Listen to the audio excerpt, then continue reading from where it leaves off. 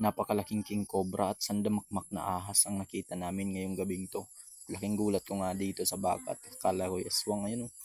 Dahil nga napakaganda ng gabi, sinamantala na namin ito upang matuklasan at ma-encounter ang napakalaking ahas at mga sandamakmak na lilalang dito sa kagubatan.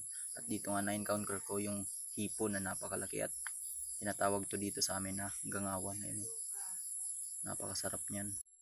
Dito sa tabing ilog talagang makikita natin ang mga naglalakihang ahas sa mga taas ng puno at mga naglalakihang isda at yung mga hipon or yung gangawan. Ayun, pagkasilip nga agad namin dito sa may tubig at talagang nakita namin yung napakalaking gangawan or hipon at agad naman yung pinana ni Macdon. Napakalaki. Sanay na sanay nga kaming manguha or mamana dito sa tabing ilog dahil talagang ito ang pinagkukunan namin ng pang-ulam dito sa kagubatan. Tayan nga si Kuya Kim. At hindi nga pala kami kumpleto dito sa gabing to dahil yung iba ay talagang may ginagawa at busy sa hanap buhay.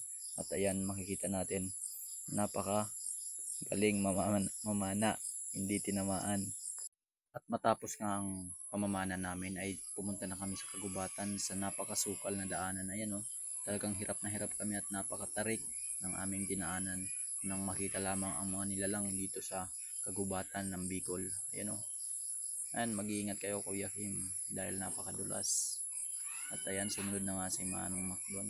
Talagang kahit naka combat shoes na yan ay talagang hindi makaangat ng maigi dahil napakadulas.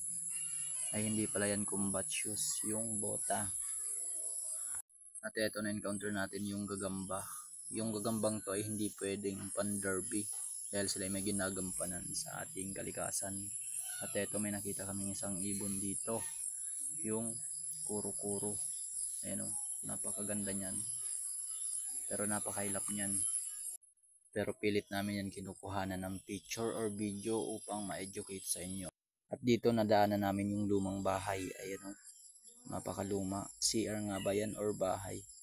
Dito na encounter natin ang isang insekto. Ayan, nagko-camouflage siya sa mga dahon. Ayan, pa-comment na lang kung anong klaseng insekto to. Dito na encounter natin ang isang Marines bronzeback. Ayan, isang non-venomous na ahas. Kaso napakataas niya, hindi natin makuha. At dito nakita namin yung mag-asawang Malkoa. Ayan, napakaganda nila. Ang sweet, sana all sweet. Kasi kami malabo na yata eh. Pagkadaan nga namin dito sa matarik na bato, ayan, napakadelikado dahil napakataas. Dito inabot nga kami ng ulan pero patuloy pa din kami sa paghahanap. Ayan, lagsay sa labasan dito ang mga suso or buko or buso dito sa Bicol. Ayan, medyo naliligaw nga pala kami ng landas dahil dayo kami sa lugar na to. At dito na encounter namin yung tirahan ng rat snake or brown rat snake, isang walang kamandag na ahas. Ayun, kaso napakalalim ng butas, hindi natin makuha yung ahas. Ayan, mabuti na lang nasa wild siya at kakapagparami. At dito may butas ang puno ng pili. Agad namin yan sinilip para makita ang laman, pero walang laman mga kasalbar. Ang nandito lamang ay yung mga scorpion, kaso napaka taas at nagsitago na sila. Napakalaki na rin ang punong to. Yun, At dito nakita ka namin yung dagta ng punong pili. Ayan, napakarami. Yan, sabi nila umaapoy daw yan, pero hindi natin kailangan yan subukan kasi napaka gandang pagmasdan na malalaking puno dito sa kagubatan. At dito, ayan, isang box turtle, for release natin siya para makapagparami din agad. At dito mga kasalbar, na encounter ko yung isang tarantula, napakalaki. Yan, ang kamandag nito ay hindi para sa tao, ito ay para lang sa kanilang prey.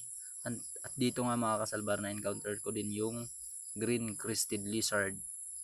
Ayan, pag stress siya ay nag-iibang kulay nito, pero pag hindi siya stress, ganyan ang kulay niya. Yan, pag hinawakan mo yan ay talagang magda-dark ang color niya.